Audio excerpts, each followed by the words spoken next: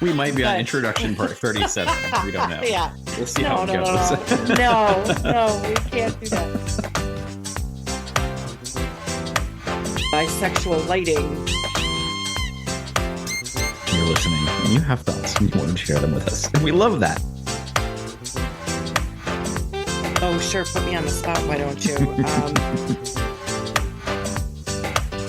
Susie sells seashells by the seashore. No, she doesn't. Because it's going to be great. And I think you're going to enjoy the heck out of it.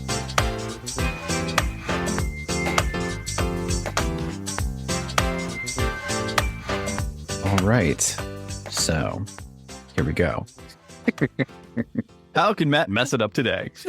I love that little giggle. Like, what evil thing is going to happen? Oh, just wait. Should have had little devil horns instead of the cat horn. Oh, well, I have those too. All right. Welcome, everybody, to Write Out Loud podcast, where we explore storytelling, both in writing and in visual mediums like TV and movies. But we're talking today. Well, first of all, let's back this train up, shall we? Beep, beep, beep. Let's back this train up and let's just say, welcome everybody to Write Out Loud, the podcast where we talk about storytelling. And I, of course, am Matt Kassem. And this is the lovely, beautiful, amazing, wonderful, talented Christina. And yes, as I said, we're going to be talking about just relationships. But this is not a relationship advice podcast, so please don't write or message us or anything like that, because we're just going to ignore those. But we are going to talk about relationships in the sense of healthy relationships versus unhealthy relationships, and how are those depicted within storytelling across all of our favorite mediums. So what say you to that, my dear? What say I to that? You know, it's interesting because regardless of the genre, specifically the genre of books, of novels, specifically that within the romance genre. It's interesting because you can find some really great books with healthy relationships, and you can find some not so great relationships that they end up together and it's happily ever after and all of that.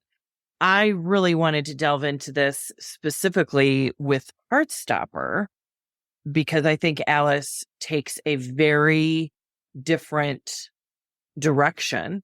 Mm-hmm. And even though she or many other people might object, it is a romance between Nick and Charlie, and Tara and Darcy, and Tao and Elle, and whoever else is going to come along. And even I'm excited for season 2 to see what she's going to do with some asexual representation. But yeah, specifically Nick and Charlie, she made choices in the writing that really created a very healthy relationship. And it's juxtaposed against Ben initially, which is a very toxic relationship. I will say that. So yeah, it's interesting. It's interesting. So yeah, I really want to explore where the healthy relationship goes. And I think we can also use other LGBTQ stories as examples of where healthy relationships is not the norm.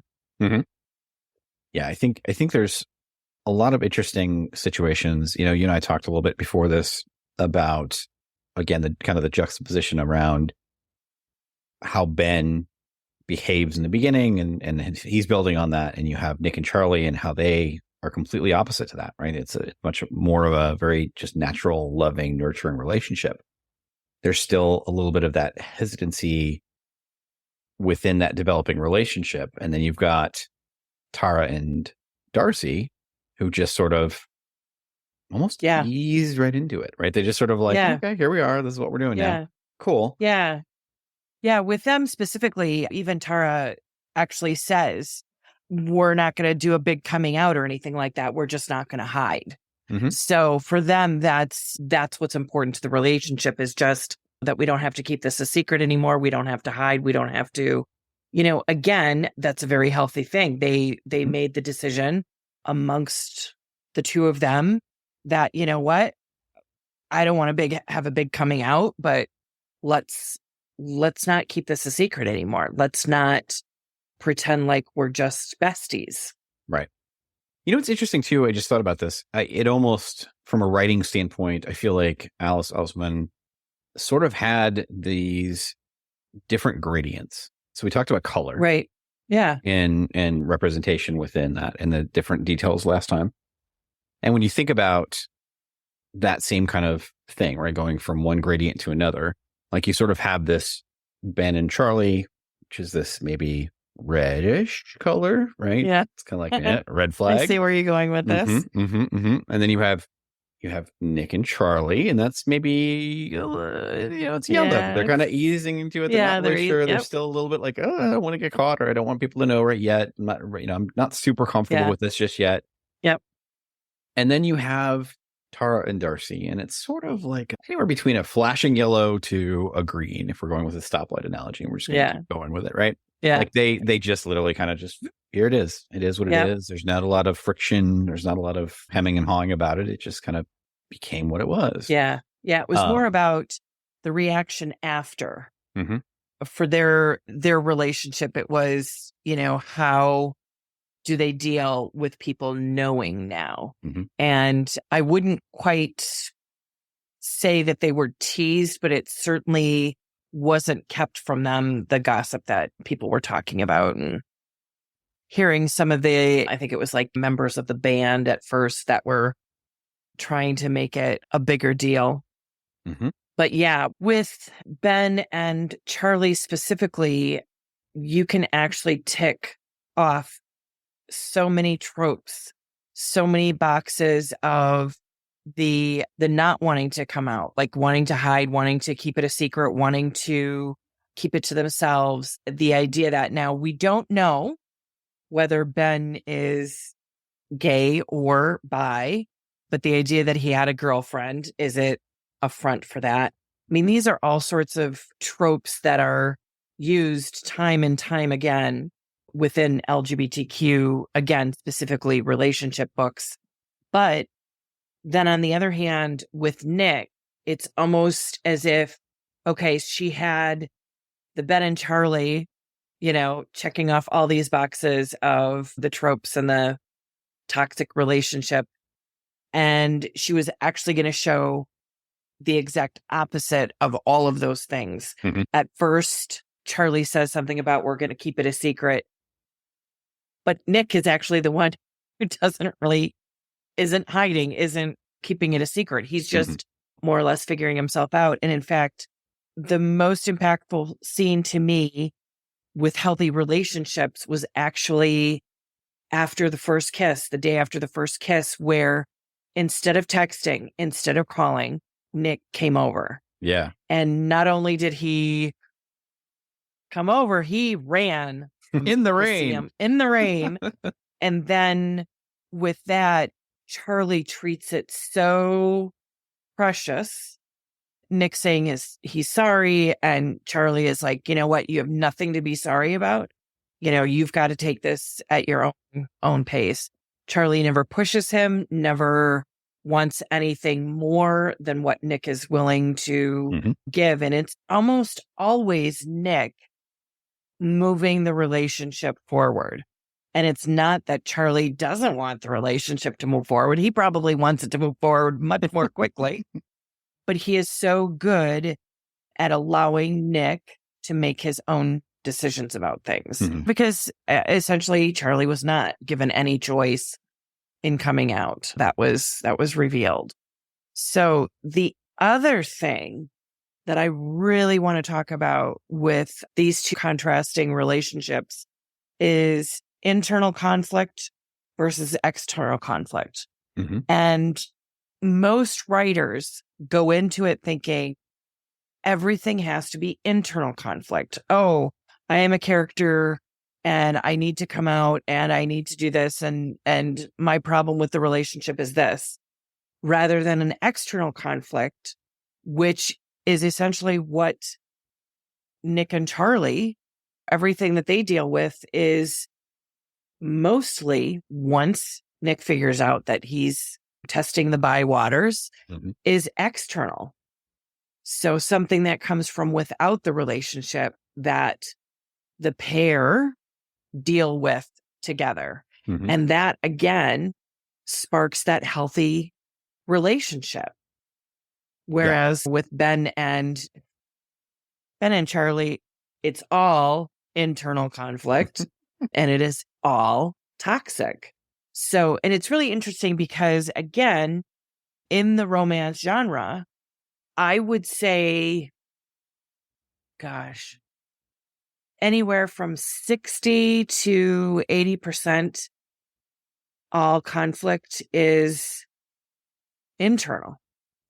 Very rarely do you have the conflict being external, which, in discussing with a lot of my romance writers, my clients, I tell them sometimes the most rewarding books to read are the ones where, they may have some internal conflict in the beginning, but at some point they become a couple and they have to face the world together. And how do they deal with problems outside of their relationship? That also becomes important to the story. Yeah. What I like the distinction too between internal and external is kind of a duality. There's the internal inside of me as the character, struggling with my own thoughts and feelings and desires, and those things that conflict with one another. And then the external, those people that want from me or are asking of me or pushing against me or whatever. And then you have the extra focus on the overall relationship, internal and external. Like you said, the internal between the two versus the external of everybody else. And what do they think? And what are they going to say? And what are they going to do? And how are they treating us? And the struggles that they kind of go through as a couple. I think the best relationship stories have a little bit of all of it. There is a balance of all of it. Because if you're reading a story and you can't, first of all, figure out why these two characters are together, Ben and Charlie. Anyway, if you can't figure out why they're together, you're not going to believe when something comes into the relationship that isn't part of them. Are they a team? Are they working towards a common goal? Yep, absolutely. I think it's interesting to think like there's certain stories, and I can't think of specific like titles at this point, but I can think of times where I've been watching a show or reading a book, and the main character and most of the conflict is all internal. Like it's literally them. Woe is me. This is terrible. I don't know what to do with this. Like they're just they come across as like just make a decision and do something. Like you just keep wallowing in this whole self-pity kind of thing. And it's not inspiring. It doesn't make you want to root for them because you're just like, okay, I get it. Like, we all go through stuff, but at some point you got to stand up and do something. Yes. Absolutely. I agree with you 100%.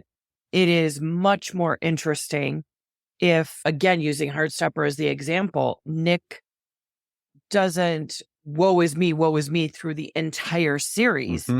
He woe is me maybe a portion of an episode. And quickly moves through it. Like, if this is who I am, this is who I'm going to be. Angst around mom, and will mom accept me? And getting through that conversation, and it was great. And it's like, okay. And again, it's not that he's, okay, I'm bi and let me come out to the whole world. He's definitely doing it in a manner that is very in keeping with his own, let me sit in this. Let me figure out who I am before I tell my mom that I suspect anything. Because I can think back to stories, or even maybe these were real life people that immediately like, oh, I see another man, perhaps I'm gay. Instead of thinking, okay, what is this attraction? What is, am I still attracted to? Like, Nick goes through the gamut. He doesn't just go, oh, I'm gay. And let me go on that road. He was really purposeful in figuring out who he is. And the thing is, this is the one place where it differed from comic to screen, where Charlie was the first one to suggest that he might be bi. And in the show, it was in reverse. And I wondered if Alice felt like she wanted to change it a little bit because she wanted everything to really come from Nick. Yeah, I think so. But yeah, I do think so. Yeah, I really feel that that's what she did too. But that makes for a much more interesting, well-developed character. Mhm.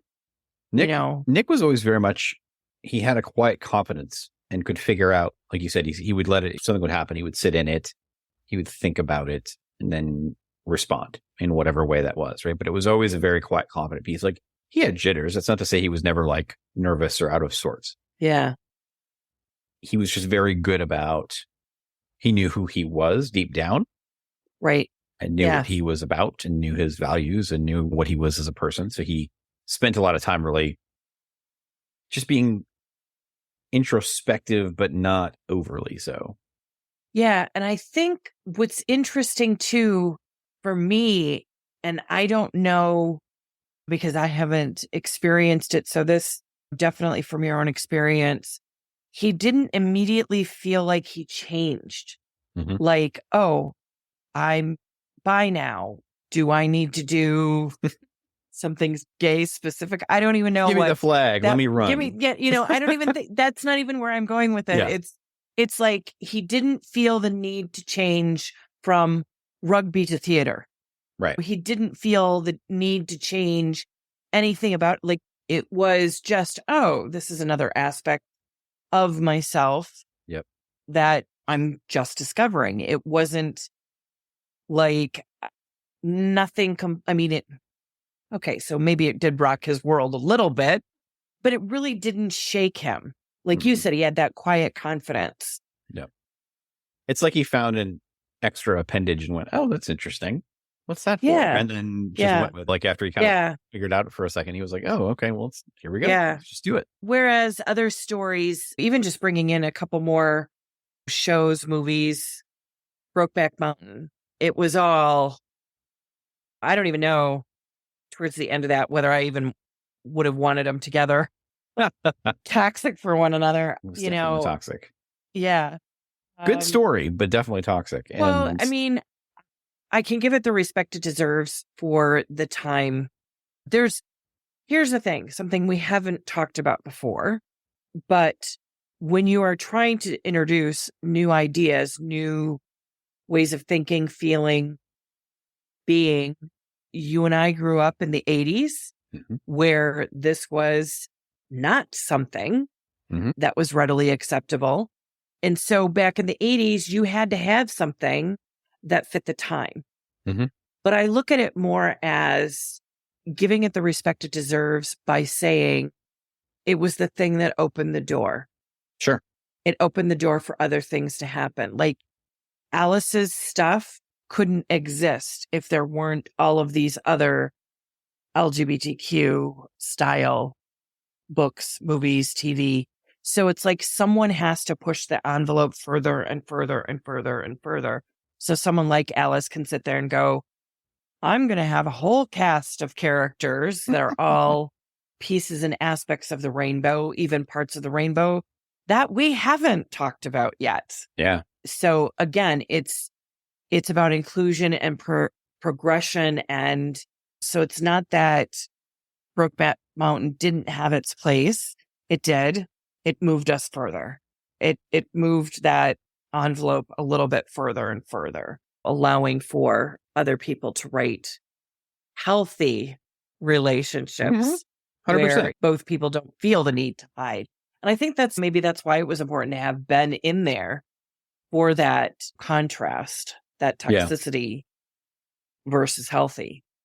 Yeah, I think it's interesting. I talked a little bit over the weekend about, I shared a clip from Schitt's Creek star Yes. Dan Levy, and he kind of shared his perspective around a few things. And they talked about having, like Emily Hampshire mentioned, just having a show that homophobia didn't exist. It just wasn't a thing. Not so much people coming to terms with it. It literally just didn't exist. It wasn't, nobody batted an eye. Yeah. And I do wonder, I do wonder if you needed Ben in this at all. Like, I think we talked about the compare and contrast, and I think it does a really nice job of that. But I do wonder if that story could have still developed if that had been the same kind of focus of homophobia just doesn't exist, right? Like, you have these two people kind of finding each other. He assumes he's straight just because he plays rugby, like whatever. Like, there's not a questioning in the sense of like, oh gosh, I can't like him because he's straight, Right. but more so, I think he's straight. Yeah. He's really cute. He's hot. But he's straight. I think it's an interesting idea. I think, though, you're putting yourself into what's the conflict.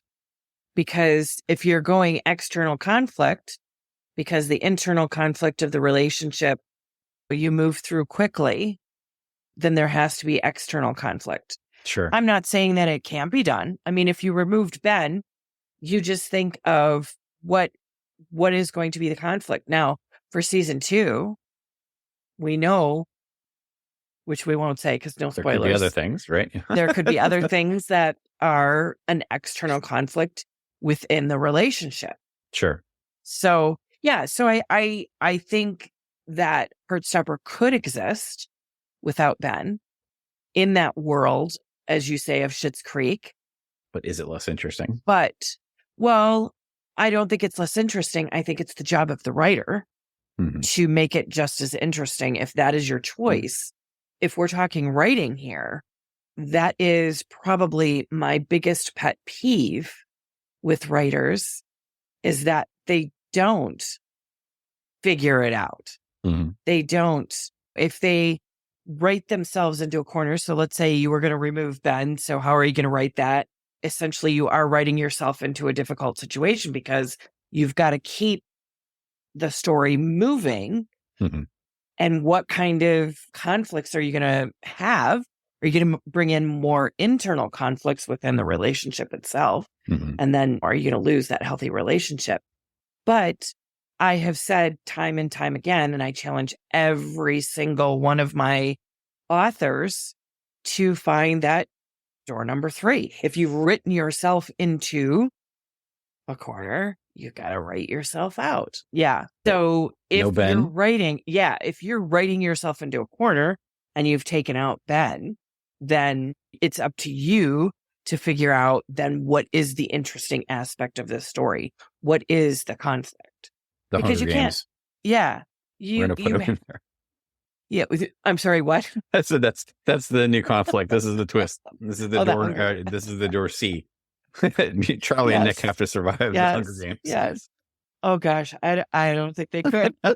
No, and we don't want them to. They're too precious. It's true. They're too precious. No, yeah. Essentially, you do have to figure out what makes the story interesting then.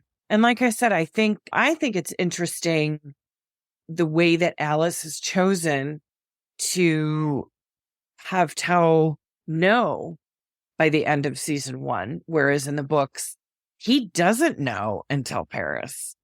So, so some of those choices, it'll be interesting to see what she chooses to do for season 2. What are the new conflicts that she's essentially took one of them right out? Yep. Tao is no longer a conflict in Paris. Exactly. Yes. Yeah. I mean, so as we're focusing on the different relationship aspects, I mean, we've talked at length about Heartstopper, and I think there's some, when you think about, as a writer, when you think about all of the different types of relationships that have been portrayed, right? So we know that we've got Ben and Charlie, we've got Nick and Charlie, we've got Tara and Darcy, Elle and Tao, right? Right. But even outside of Heartstopper, very similar types of relationships that you can look towards, that you can say, hey, this is, how do I write this type of internal, external conflict? And one of your favorite shows, one of my absolute least favorite shows in the world, Shameless. Shameless. Yes, we're going to go there because it is interesting. For me, it isn't the beginning of the relationship and how that started and all the angst and all the, when I actually think the writers really didn't know what to do with Mickey and Ian. And it wasn't until later seasons that you haven't watched. So I think you don't have the full story when they got really interesting to me. Sure. And it was actually the last couple of seasons with them and them getting married and them working together that it actually did bring a lot of the best dynamics. So, but you having said and brought up Shameless, if you actually look at it, talk about healthy relationships, it was unhealthy in the beginning because it was all internal conflict. Now, for Shameless, again, qualifying for Shameless. For Shameless, yep. Their relationship was healthier in the end. And that's because a lot of the conflict was external. So there. And they grew. And they grew. And, right? There's development there. Yeah, I actually do think that makes for very interesting and engaging characters. I'm not the type that likes characters who like appear on the page and they're all smart and they're all knowing and they're all this and they're all that. I love a good, I love when you can see a character's growth. I love when you're introduced to a character and by the end of that book series, that TV series, they've grown leaps and bounds. And again, you not having seen all of Shameless, there is a scene where Mickey has to help his dad. And Ian says to him as they're walking away, "That was very big of you." And Mickey says, "I don't want to be him." And I think that to me was like the chef's kiss of writing where a character has a full circle moment. Yeah. I want to be better than that. I want to be better than blossomed. him. Yeah. Yes. Yeah. Yep. And, are they the best people in the world? No. But I think they have tremendous growth and they're, for me and my viewing, really fun characters to just... Yep. Agreed. Yes. So as we've talked a lot about the dynamics between different couples, whether it was healthy relationships, unhealthy relationships, and the internal and external conflicts for all of them, what is your challenge to our listeners and writers this week? I think the challenge is A, don't ever write yourself into a corner that you can't get out of. And you can't say that you can't get out of it. You've got to figure out a way to get out of it. The Hunger Games. But yes. But other than that, I think it's all about balance. I think you need some internal and some external. I do think you need healthy relationships at some point. Even if we were taking Ben and there were no Nick, at some point, Ben would have to start to become a healthy relationship for Charlie, or it's no longer a relationship story. Sure. And that's fine too. Yep. Maybe that's the growth of that particular story, is that Charlie realizes he doesn't need a partner in life, or at least not yet, not until he meets the right one. Right. So, yeah. So I think you need a really healthy balance of all of... Yeah. I think the other challenge I would throw out there is don't be afraid to go against what you think should happen just because you think it's what the audience would expect. Like really push yourself to be like, you know what, if they're going to expect that there's going to be this moment where these two fight over this thing that causes them to break up. Yeah. What if they didn't? Yes. What if they didn't? Well, that's just it. I don't know how many times I've said it. I was fully expecting someone to interrupt that first kiss. And when it didn't happen, I literally sat up and went, whoa, it's something different. This is something different. And I am now going to have to binge the entire series. Yep. Yeah, I think that's key. What you just said there is do something unexpected and make it work. Yep. If you think of yourself as the reader of your own story, if you're getting to a point where you're like, well, the most obvious logical thing for them to do at this moment is X, then ask yourself, what's Y and Z? Yeah. And maybe put them all together. Yeah. Because sometimes pick one, pick two, go with A. Sometimes the expected is also very rewarding. Sure. But then do something unexpected. It is all about the balance. All about the balance. It's your world. We're just living in it. Yes. We exactly. do what you want. We do what you want. So you make it so. Awesome. Well, I think that puts a period. Yes. Very nice. An exclamation point. Yes. Exclamation point with some little stars all around it. Glitter. We're going to embellish. Here. Yes. Here we go. Awesome. Yes. Well, that is beautiful. Miss Christina, where can they get more of you? They can get more of me on Instagram. I hang out there. I do lots of story stuff. I may not have posts very often, but I do stories. Mm-hmm. If they want to reach out to me directly, just bookmatchmaker.com or just Christina at bookmatchmaker.com. Beautiful, beautiful. And you? For me, it is, you can find all of my things at Cassem, CASSEM, at omg.lol. Yes, that's real. Swear to God. Cassem.omg.lol. And you'll find all the things about me there, including that working on this top secret podcast that you're listening to now. Not so top secret anymore, is it? No. All right. Well, thank you, my darling. Have a wonderful night. And for all of you listening, bye.